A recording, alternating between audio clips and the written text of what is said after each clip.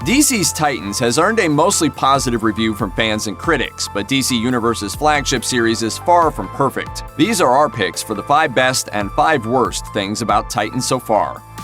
Titans Season 1 introduced villains the Nuclear Family, who quickly established themselves as being funny, creepy, and absolutely vicious. The Nuclear Family of the comics were somewhat different. They had a different origin, different powers, and never actually locked horns with the Titans. Their first appearance was 1985's The Outsiders #1, where they were actually all robots. Despite their safe suburban appearance, these villains are truly brutal on the show, going so far as putting Dove in a lengthy coma. Thematically, they're perfect adversaries for the Titans. Just about all the Titans are either orphans, runaways, or both, while the sadistic Nuclears are a twisted parody of what society would have us believe is a true family.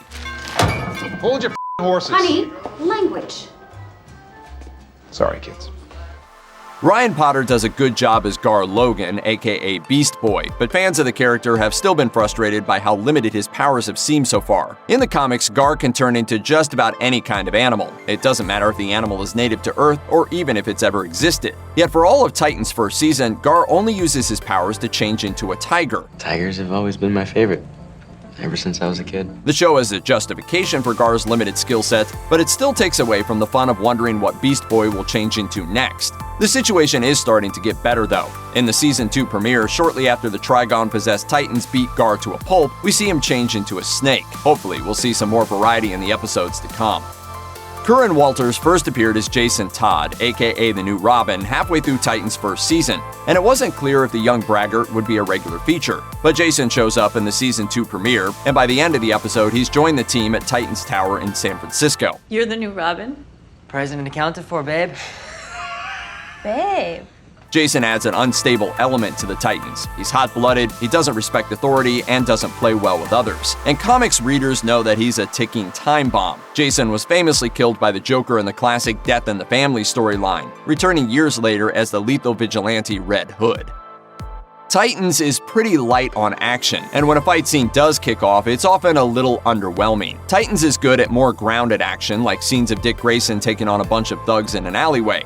But the team now includes a girl with demonic powers, a boy who can change into deadly beasts, a fighter comparable to Wonder Woman, and a super strong alien who can hurl energy blasts at her foes. So why are so many fights just simple hand-to-hand combat? It's rare to see even more than 2 or 3 of the heroes fighting together. Granted, Titans is still just a TV show and you can't expect big-budget special effects, but what's the point of a superhero team-up series if we don't get to see them all teaming up for a giant fight?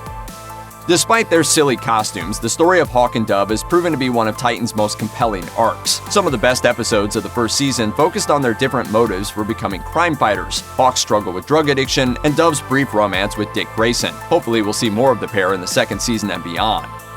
DC's most powerful superheroes exist in the universe of Titans, but it doesn't always feel like it. All the big names are sidelined, and the longer the show goes on, the more conspicuous their absences feel. It's a big house. It's funny that I only ever see 2 of you. It's almost like the studio couldn't afford another X-Man. We've already seen the show's creative team struggling to explain the absence of characters from the expanded universe, and not just the ones in capes. In the Season 2 premiere, when Hawk and Dove go to the Wayne Mansion looking for Batman, Jason Todd has to break some bad news.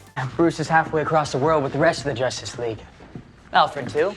Wait, Alfred too? Why would Alfred need to go on assignment with the Justice League? They can't make their own tea? It may have a frustrating cliffhanger, but the Season 1 finale was by far one of Titan's best episodes. Trigon subjects Dick to a nightmare vision of his old mentor finally snapping and going on a rampage throughout Gotham City, with Dick being the only one who can stop him, which he does, permanently. The decision to give in to his most violent urges puts Dick under Trigon's control. Dick's adventure in the illusory Gotham is an example of how Titans uses the expanded universe to its advantage. We only see glimpses of characters like Batman, Joker, and Two-Face, but in this episode at least, it's all we need to see. The only A-list superhero we've actually seen on Titans is Bruce Wayne, who shows up for the first time in the Season 2 premiere. You'd be hard-pressed to challenge Ian Glenn's talent, especially after his memorable turn as Jorah Mormont on Game of Thrones, but it's questionable whether or not he's right for this particular role.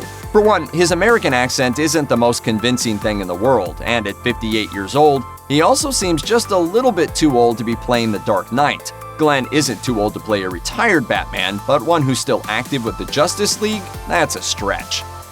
In the comics, Dick Grayson eventually comes out from Batman's shadow, sets his Robin costume aside, and rebrands himself as the hero Nightwing. As Nightwing, Dick has a darker, less Peter Pan-esque costume, and he eventually leaves Gotham to find his own stomping grounds in the fictional city of Bloodhaven. Titans has been teasing this development since the first season, and it seems like just a matter of time before Dick adopts the new duds. Toward the end of 2018, Titans showrunner Greg Walker confirmed that the Season 2 premiere episode Trigon was originally meant to be the Season 1 finale. He claimed that this was changed because he loved the idea of ending the first season with a cliffhanger and starting the next with a bang. But after watching the episode, you might wonder if the actual reason was because the culmination of the story just isn't satisfying. In Trigon, almost every hero besides Rachel and Guard do nothing to contribute to the main villain's defeat. Most of the heroes get possessed and just stand around looking possessed. Rachel insists she has to free Dick from possession before fighting Trigon, but it's not like she really needs his help. How does she defeat the all-powerful demon we've been told can destroy the universe? She walks up to him, says something snarky, unleashes her power, and just kind of vaguely wins. How she beats him isn't really spelled out at all. So much for that storyline.